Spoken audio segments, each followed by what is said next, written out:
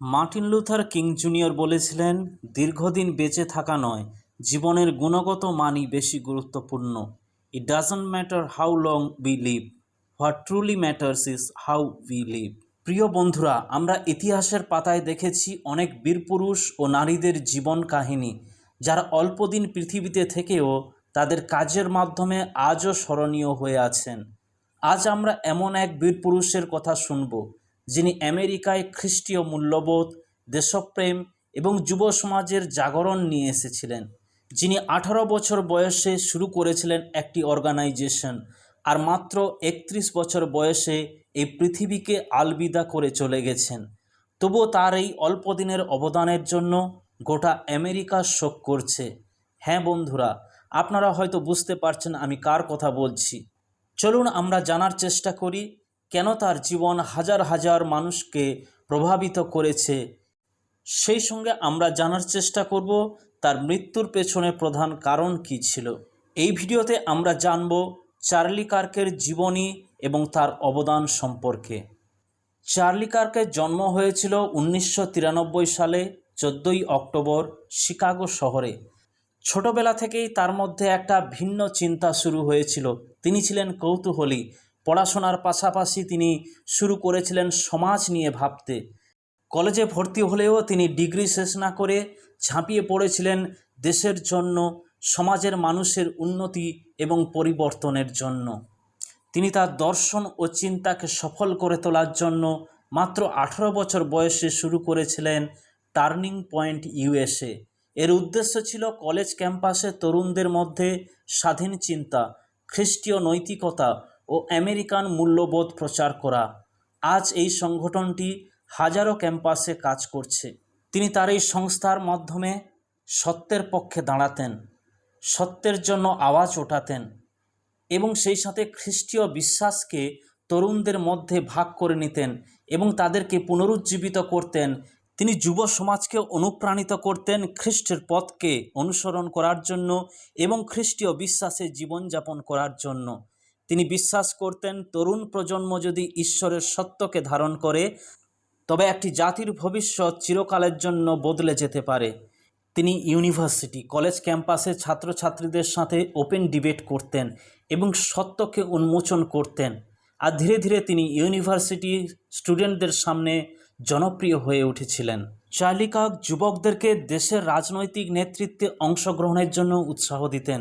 সেই সাথে আধুনিক সমাজে যে বিতর্কিত বিষয়গুলো রয়েছে, অ্যাবর্শন, জেন্ডার আইডেন্টিটি, সেক্সুয়ালিটি, এগুলো নিয়ে বিস্তারিতভাবে ওপেন ডিবেট করতেন।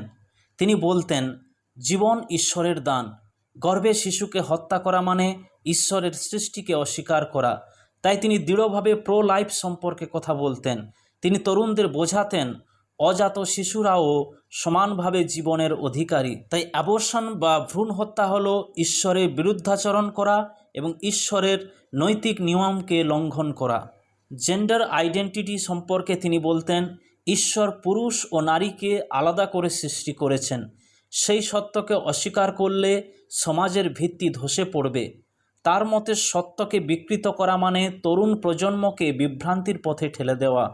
আপনারা জেনে থাকবেন পাশ্চাত্যের বিভিন্ন দেশে পুরুষ পুরুষের সম্পর্ক, নারীর নারীর মধ্যে সম্পর্ককে অনেক জায়গায় বৈধতা দেওয়া হয়েছে, কিন্তু চার্লি এর বিরুদ্ধে কথা বলতেন। সেই সঙ্গে তিনি জেন্ডার চেঞ্জ করার বিপক্ষেও দাঁড়িয়েছিলেন। তিনি কলেজ স্টুডেন্টদের সামনে প্রিম্যারিটাল সেক্স, পর্নোগ্রাফি, ক্যাজুয়াল রিলেশনশিপের উপরে দৃঢ়তার সাথে মোকাবিলা করতেন।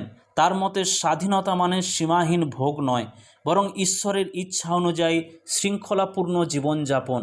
আজকের যুব সমাজ শারীরিক চাহিদা পূরণের জন্য বিবাহ বহির্ভূত শারীরিক সম্পর্কে লিপ্ত হয়, যা ঈশ্বর বিরোধী। তারা শারীরিক আনন্দ তো উপভোগ করে, কিন্তু তারা সন্তান গ্রহণ করতে চায় না।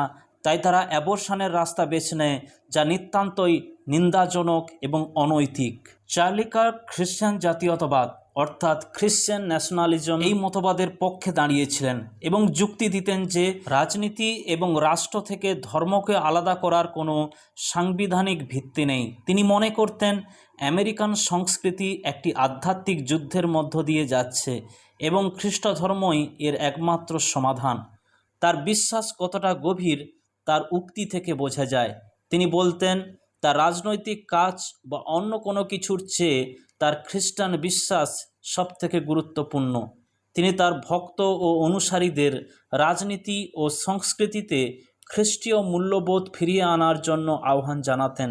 একটি আলোচনায় তিনি বলেছিলেন, আমি বিশ্বাস করি বাইবেলে এবং খ্রিস্ট তৃতীয় দিনে কবর থেকে উঠেছিলেন।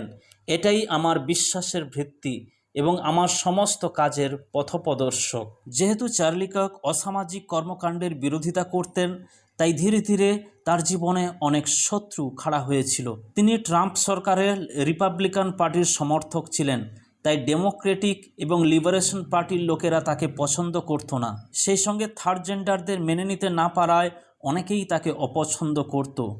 যে কারণে 10 সেপ্টেম্বর তিনি যখন ইউনিভার্সিটি ক্যাম্পাসে বক্তৃতা দিচ্ছিলেন, হঠাৎ একটি গুলি তার গলায় এসে বিদ্ধ হয়।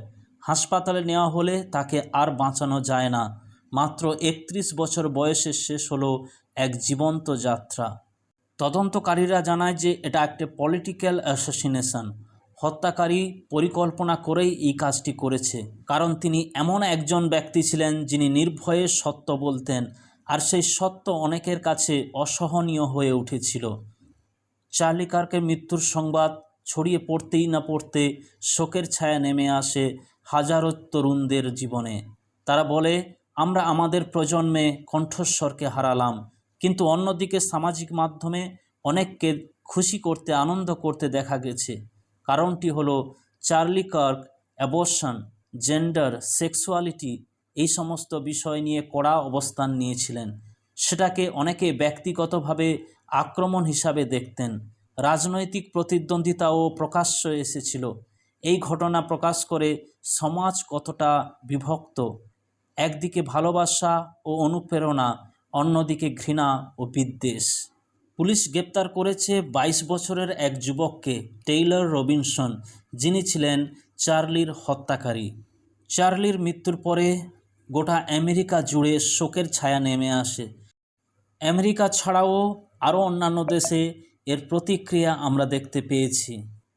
চার্লি কার্কের মৃত্যুর পর তার স্ত্রী এরিকা কার্ক তার স্বামীর জন্য আয়োজিত স্মরণসভায় এক আবেগী বক্তব্য দেন। তার বক্তব্যে তিনি হত্যাকারীকে ক্ষমা করে দেওয়ার কথা বলেন। এরিকা বলেন, চার্লি তরুণদের রক্ষা করতে চাইতেন, এমনকি সেই যুবককেও যিনি তার জীবন কেড়ে নিয়েছেন। তিনি আরও বলেন, তিনি হত্যাকারীকে ক্ষমা করছেন কারণ এটাই যিশুর শিক্ষা এবং চার্লিও তাই করতেন। তিনি বলেন, ঘৃণার জবাব ঘৃণা নয়।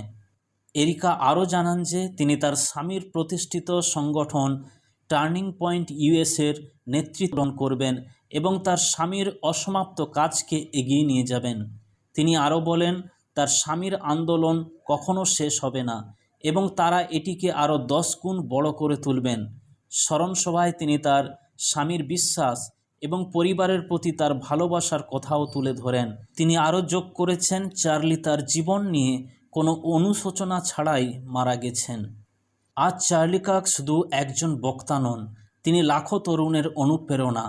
তার বক্তৃতা, সংগঠন, পডকাস্ট প্রমাণ করে বয়স কোনো সীমা নয় যদি আপনার মধ্যে মিশনের আগুন জ্বলে। চার্লি কার্ক আমাদের শিখিয়েছেন, সত্য বলা কখনো সহজ নয়। তার জীবন এবং মৃত্যু প্রমাণ করে বিশ্বাসে দৃঢ় থাকা প্রায় ভয়াবহ মূল্য দাবি করে, কিন্তু যারা সত্যের পক্ষে দাঁড়ায় তাদের কণ্ঠ কখনো নিঃশব্দ হয় না।